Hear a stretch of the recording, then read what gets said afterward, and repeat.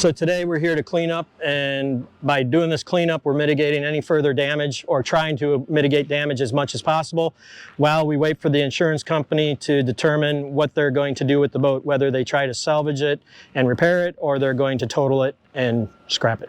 So we got a call from the insurance company and they wanted us to come take a look at this trimaran that ran aground on the Northwest Jetty, was up on the rocks for 12 hours, took a beating, and sank, I don't know, call it halfway, I guess.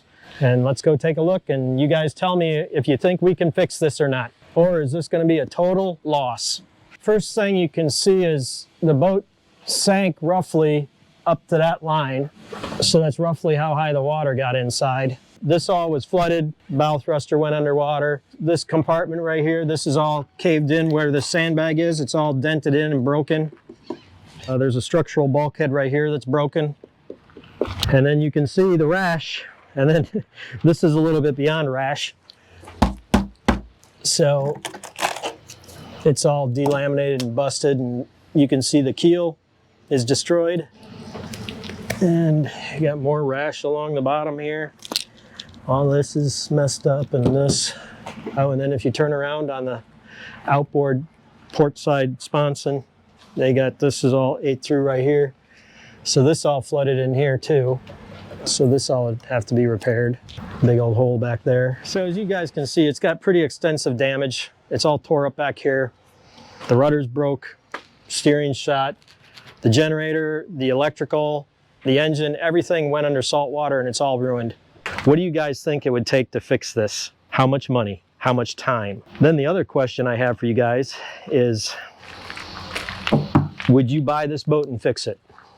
And how much would you be willing to pay? So this boat is a Trimaran Sailboat, 53 feet long. It was pretty. Well, it's not totaled yet. Yeah. Yet. Insurance adjusters come out yet? Yep. Yeah? Yeah, we were out here with them on Saturday. So we shall see.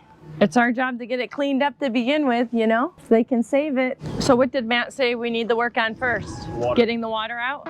Okay.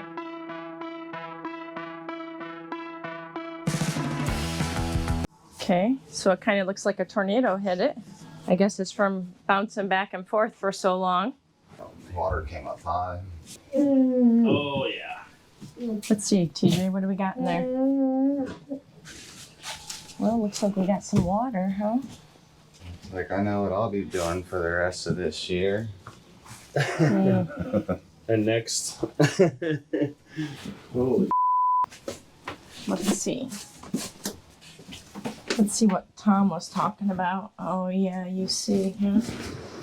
You can see how high the water came. On the floor in here too. Yeah. Starting to smell too. Yeah, it's like... You said all their electronics are toast, you said? The water came all the way up to the bottom of them. There's the watermark right here. Here, wait, let me see. Can you show me again? Oh yeah, I see. All those wires are going to have to be redone. What I understand, the center part of the boat is the part that got the most water. The two outside sponsons weren't so bad. How do we look, Tom? It's filled with water. Water, okay. It's gonna, Yeah. everything's gonna have to be ripped out of here. Yeah, You see how that's already smelling up there in the front of the boat? yeah. And you might never be able to get that smell out if you The don't. motor and the generator Replace all- completely underwater. You said the motor and the generator Yeah. completely underwater? Yep. Okay.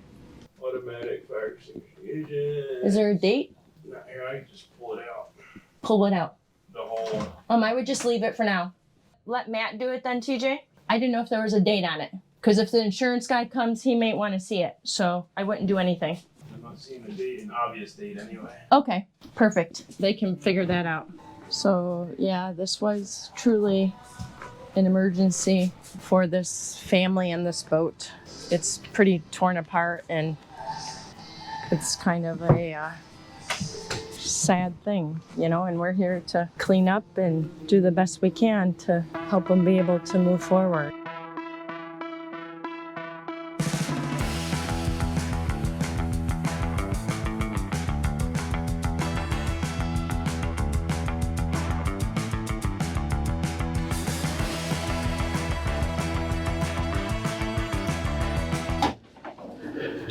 That was the racy unit. Yeah, One of them? it went underwater. We need a couple of those now. Well, we got one. This is a mess we're dealing with. Boat sank more or less, so we're taking, the rats already got on board. We're just going through anything that's remotely wet or damaged or shouldn't be left on here for months on end, because the rats, they'll get into soap, they'll get into all kinds of things. So we're taking everything we can think of off and chucking it. That's what we're working on. Cleaning this mess up. We're gonna put some air conditioners in here to keep the mold down and help dry it out. TJ's got the crash pump down there and he's dewatering the boat right now. And I feel sorry for these people because, I don't know, this boat is just a damn mess. Phew, boy. I don't know what's in there, but let's get rid of this. Tom just discovered some rotten food in the bedroom cabinet. He's stripping down this bedroom. Everything is wet. You can see the stains on the mattresses. All the way to the water line, just above where the mattresses are. Oh, yeah. So all that's all shucks. wet.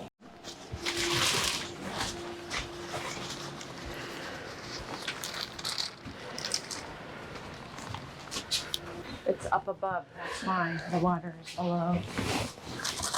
Why'd they take these panels out of the I ceiling? think it fell. Oh, yeah, probably, huh? Here's another bedroom. TJ will come over here next and get all the water out, but I just made sure that everything was okay with it. Not very much wet except for the floor. Oh, well, this is where we are. We got a water view while we're cleaning up. All right, so Tom just got finished cleaning out this room. It's pretty wet. Batteries, all kinds of stuff up there. Yeah, and then we're on to this bathroom next, and it's I got the cabinets pretty wet clean. too. There's nothing in that cabinet. I don't Okay, have cool. a medicine cabinet. You know what's amazing that I noticed? They did so much rocking and rolling that some of these little handles have come off and are like on the floor, and I was tightening them. So the insurance guy is going to make some phone calls to find out how far we're going. We're going to have a marine structural engineer come in and look at the boat to determine if the hulls can be saved safely. And we have to get the rigging guy here to do a rigging survey. Everything in the engine room is totally shot. Everything has to be replaced. So guys, I kind of left these here as rags if you need them. Yesterday, we met with a marine structural engineer and discussed the repair procedure. So just to give you an inkling of what the marine engineer said, he said you would probably have to cut the hull off somewhere in here and put a whole new hull on here. That doesn't include all the interior, that doesn't include the engines, that doesn't include the generator, that doesn't include all the electrical, which all went underwater. So all of it has to be gutted out. Yeah, there's a battery up there too. With the valve pressure. Yeah, so you guys can see, look at that. Electrical is just ate up from already. I mean, every scrap of wiring. You can see the mold is already set in. All that mold, yep. Let's go see up here.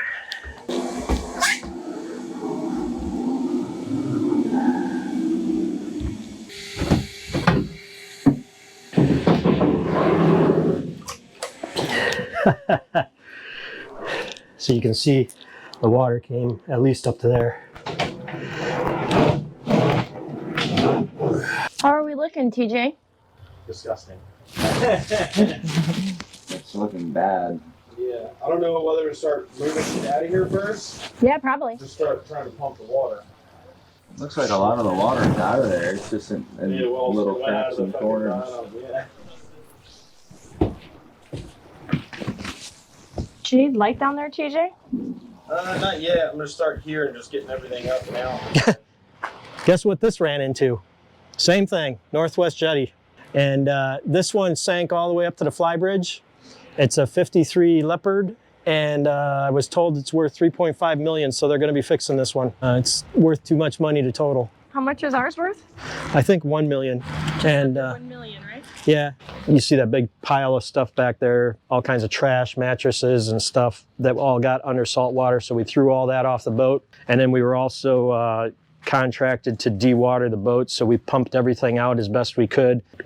Come to find out, unfortunately, that in the back engine room area and machinery spaces, there was a lot of water, but it was covered up with diesel so we didn't smell anything except for diesel. We'll come to figure out once we soaked up the diesel fuel, the water underneath was all black water, which we had been standing in and walking around in all day. Black water or seawater? Well, both. Right. Yeah, both. Black water and seawater. By the way, does everybody know what black water means on a boat? Look it up. So that was unfortunate. So we all had to go home and wash our clothes, and I threw away my shoes. And the guys, I made sure they all went home, took really good showers, and scrubbed down really well to make sure everybody was cleaned up. So in order to aid with dewatering the boat, because it's hard to get everything out with pumps and vacuums and whatnot, we did the best we could. But then because there's already damage, we went ahead and drilled some holes through the bottom to help aid with draining. The idea is to just get as much of that water out of there as possible. I guess it doesn't already have enough holes. Well, that's why it didn't really matter if we drilled any more holes in it. Well, this is how boats go to die. Pretty much we took everything out of here that was wet, all the bedding that wasn't wet. This one was okay. Dewatered everything as best we could, emptied everything out that we found. All the equipment stays because it now belongs to the insurance company. That bedding stayed in here. You got miscellaneous stuff. I guess the owner could come get some of this because it's personal. It's up to the insurance company now. Same thing down on this side. It would have been a lot drier in here, but the insurance company now is not spending any more money. So we don't do anything like put air conditioners on there or anything like that. Now let's take a look down here in the stinky old engine room. Yesterday they did pay us to come, and we took out all the batteries. Had to cut the hardware and the battery rack apart because it was already all so corroded that we couldn't get it out. And you can see the mass of wires. This is what happens when boats die. Somebody will buy this at an auction. A scrapper will buy this at an auction, and then they will strip it for parts. That's about it. We just came here this morning to make sure the boat was locked up. We're going to load up the batteries because those have to be disposed of. Yeah, sad. All right, we got the law lift down here. I got the old Nissan work truck, and we are going to have them load up this pallet of old batteries. We have to hang on these till the insurance company tells us what to do with them. We're going to put them right in here. Hopefully all that heavy ass stuff doesn't break the truck, because that's a lot of weight right there.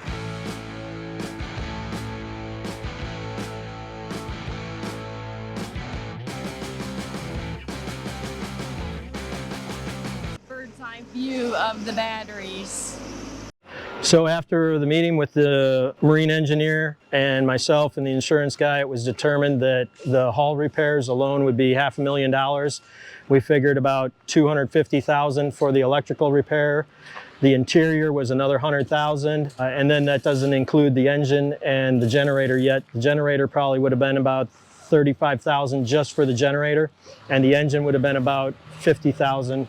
That doesn't include install. It was determined then that they were going to total the boat. At this point in time, the boat belongs to the insurance company. The owner of the boat will get a check, and then the boat insurance company will sell that boat off to the salvage company.